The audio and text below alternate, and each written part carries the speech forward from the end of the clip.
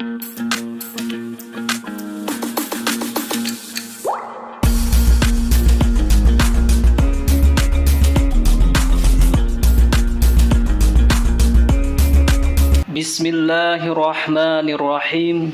Assalamualaikum warahmatullahi ta'ala wabarakatuh. Alhamdulillahi rabbil alamin. Wassalatu wassalamu ala asrafil anbiya'i wal mursalin Sayyidina wa maulana Muhammadin.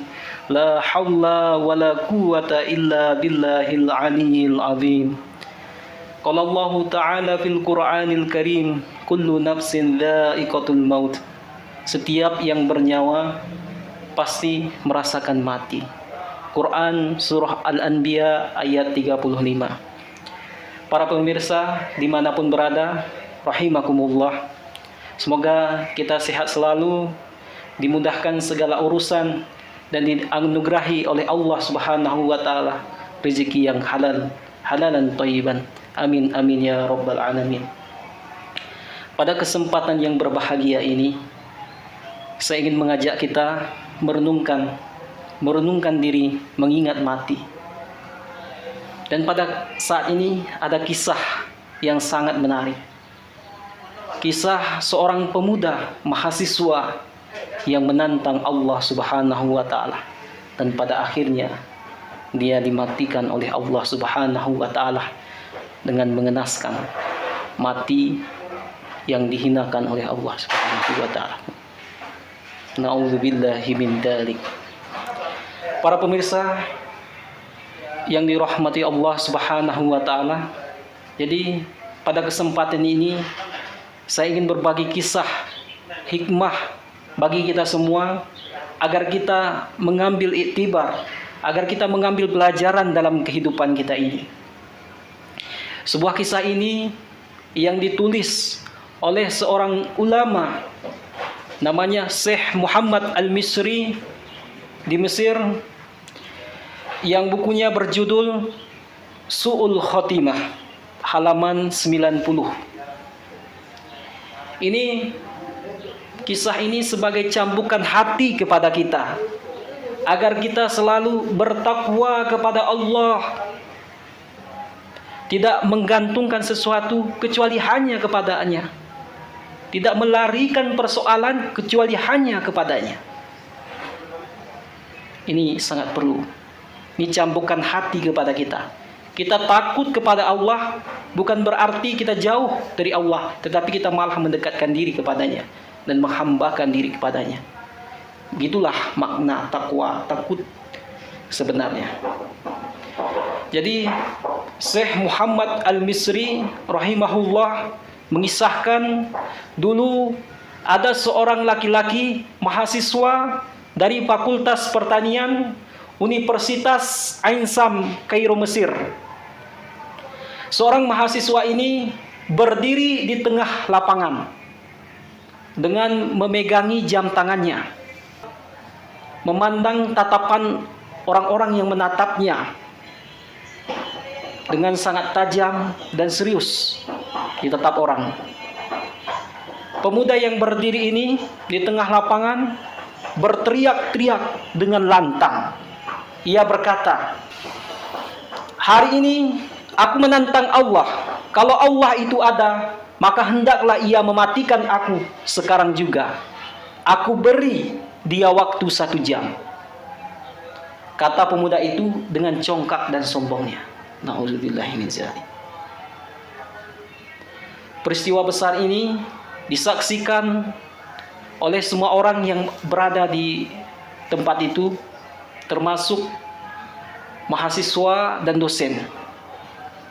Orang memandang pemuda ini ada sebagian dengan sinis, dan sebagian lagi merasa kasihan dengan pemuda ini. Ya, memang mungkin karena pemuda ini terlalu banyak membaca buku-buku yang membal, sehingga otaknya menjadi ateis. Seperti itu. Pemuda ini terus melihat jam tangannya. Ia menanti detik demi detik, menit demi menit, terus dia tatapi. Bahkan semua orang menjadi tegang menunggu hal itu. Mereka khawatir jika laki-laki itu benar-benar mati mengenaskan karena menantang Allah Subhanahu wa taala. Maka setelah 1 jam pun berlalu, tidak terjadi apa-apa terhadap pemuda ini. Dengan sangat bangga, pemuda ini berkata, "Aku sudah buktikan bahwa Allah itu tidak ada. Kalau memang Allah itu ada, tentu tidak perlu 1 jam untuk mematikan aku. Dan ini sudah lewat 1 jam dan aku tidak mati. Aku masih hidup. Dia tidak bisa mematikan aku. Maka pada hari ini, di tempat ini, aku telah membuktikan sendiri, Allah itu hanyalah nama yang tidak pernah ada," tegas pemuda itu. Pemuda itu lalu pergi bersama teman-temannya yang sepahaman dengan dia, yaitu ateis. Peristiwa itu juga memberi dampak yang besar terhadap kampus pada hari itu. Ada 2 kelompok besar di kampus itu. Sebagian kelompok orang yang tetap beriman kepada Allah Subhanahu wa taala, dan mereka berkata, Allah tidak mematikan pemuda itu karena Allah masih sayang kepada pemuda itu. Allah masih memberikan waktu kepada pemuda itu untuk bertaubat. Dan sebagian besar lagi mereka terpengaruh, mahasiswa ini terpengaruh dengan pemikiran ateis tersebut. Ya, mereka berkata, kalau memang Allah itu ada, tentunya mudah bagi Allah untuk mematikan pemuda itu. Tidak perlu menunggu waktu 1 jam. Bahkan itu sudah lewat 1 jam. Tapi pemuda itu tidak mati juga. Dan hari itu pun kampus menjadi gaduh dengan berbagai perdebatan-perdebatan. Pemuda sombong itu pun pulang ke rumahnya dengan keadaan yang sangat bangga. Dia bahagia dan dia mencongkakkan dirinya, dia menyombongkan dirinya. Dia merasa menang bahwa pada hari itu ia bisa membuktikan bahwa Allah itu tidak ada menurutnya. Dan ia telah berjanji bahwa dia akan hidup sesuka hatinya karena Allah itu tidak ada. Dan pemuda itu pun sampai di rumahnya. Lalu orang tuanya menyiapkan makanan siang. Kemudian dia masuk ke dalam kamar mandi sejenak. Orang tuanya pun mempersiapkan makan itu, menunggu pemuda ini lama sekali di dalam kamar mandi. Tak keluar-keluar pemuda itu. Ditunggu menit demi menit, jam demi jam, bahkan lewat dari 2 jam. Orang tuanya menunggu. Ternyata anak itu tidak keluar juga dari kamar mandi. Karena khawatir orang tuanya ini, kemudian orang tuanya mendobrak pintu kamar mandi. Dan dia mendapati anak laki-lakinya. Anak laki-lakinya telah tergeletak di dalam kamar mandi dengan tidak bernyawa di lantai kamar mandi. Inna lillahi wa inna ilaihi roji'un. Tsumma inna lillahi wa inna ilaihi raji'un. Para pemirsa dimanapun berada, karena sangat panik, orang tuanya membawa jasad anaknya ke rumah sakit, mengetahui apa penyebab kematian anaknya. Setelah sampai di rumah sakit, dokter pun memeriksa dengan sangat teliti tentang jasad pemuda ini. Ternyata tidak ditemukan tanda-tanda kekerasan, tidak ditemukan penyakit apapun. Kemudian setelah dokter mengetahui, dokter terkejut bahwa pemuda ini mati hanya karena telinganya kemasukan air. Ini sesuatu yang sangat mengejutkan. Air yang masuk ke dalam telinganya merusak saraf-saraf yang ada di telinganya, dan kemudian menyebabkan ia mati. Ya, karena air tadi masuk ke dalam telinganya, merusak saraf di dalam telinganya yang terhubung ke dalam otak pemuda itu. Semua orang terkejut dengan kejadian ini. Sebab menurut orang-orang dulu, orang Mesir, mereka mengatakan bahwa keledai itu akan mati kalau telinganya kemasukan air.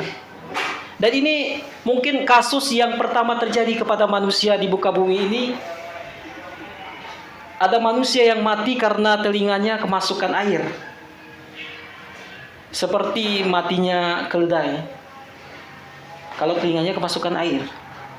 Jadi Allah Subhanahu wa taala mematikan pemuda ini sebagaimana keledai mati karena telinganya kemasukan air. Ini adalah pelajaran yang berharga bahwa Allah Subhanahu wa taala hanya dengan tetes air saja bisa mematikan. Sangat mudah bagi Allah untuk mematikan sesuatu itu. Yang mana tadi masuk ke dalam telinganya air, kemudian merusak saraf-sarafnya, saraf-saraf yang di telinganya, mudah bagi Allah mematikan. Mudah betul. Ini kisah yang nyata terjadi di Mesir. Jadi bisa dicek sendiri di kitab yang berjudul Su'ul Khotimah karangan Syekh Muhammad Al-Misri, dalam bukunya tadi Su'ul Khotimah pada halaman 90. Para pemirsa dimanapun berada, dan bisa kita ambil i'tibar, kita ambil pelajaran dari kisah tadi, bahwa orang mati, orang yang sombong mati dari dulu itu memang sebab-sebabnya itu hal yang remeh, sangat remeh. Contohnya Fir'aun mati karena tenggelam, Namrud mati karena nyamuk, Abu Lahab mati karena cacar. Dan masih banyak lagi kasus-kasus kesombongan yang Allah Subhanahu wa taala binasakan dengan cara paling hina. Maka dari itu, mari kita sama-sama kita buang jauh rasa kesombongan dalam diri kita. Karena kesombongan itu yang pada akhirnya dulu membuat Azazil menjadi seorang iblis dan membuat orang-orang kafir menolak kebenaran. Orang-orang kafir tahu bahwa yang mereka sembah itu bukan Tuhan, dan mereka tahu bahwa Islam itu adalah agama yang benar, tapi mereka menolak karena kesombongan mereka. Semua ditolak oleh mereka. Mereka cenderung mengikuti hawa nafsu mereka dan keserakahan hati mereka. Para pemirsa dimanapun berada, semoga kita tidak termasuk orang-orang yang mati sebagai mati su'ul khotimah. Semoga kita mati dalam keadaan husnul khotimah. Amin, amin ya rabbal alamin. Dan keadaan baik dan keadaan muslim, dan mendapatkan ridhonya Allah Subhanahu wa ta'ala, serta mendapatkan surganya Jannatun Na'im. Amin, amin, amin, Allahumma amin. Mari kita tutup dengan membaca doa. A'udzu billahi minasy syaithanir rajim. Bismillahirrahmanirrahim. Alhamdulillahi rabbil alamin. Wassalatu wassalamu ala asyrafil anbiya'i wal mursalin. Allahumma ighfir lana junubana wa junuba walidina warhamhuma kama rabbayana shighara wa li jami'il muslimina wal muslimat wal mu'minina wal mu'minat al ahya'i minhum wal amwat innaka ala kulli shay'in qadir. Rabbana zalamna anfusana wa in lam taghfir lana wa tarhamna lanakunanna minal khasirin. Ya Allah ya Tuhan kami, ampunilah dosa-dosa kami ya Allah, dosa ibu bapak kami ya Allah, dosa guru-guru kami ya Allah. Ampunilah dosa mereka ya Allah. Panjangkanlah umur mereka ya Allah. Sehatkanlah badan mereka ya Allah. Mudahkanlah segala urusannya ya Allah. Jika mereka telah tiada ya Allah, lapangkanlah kuburnya ya Allah. Ampunilah dosa mereka ya Allah. Allahumma ij'alna min ahlil ilmi wa ahlil khair, wa la taj'alna min ahli syarri wa ahli dhayr.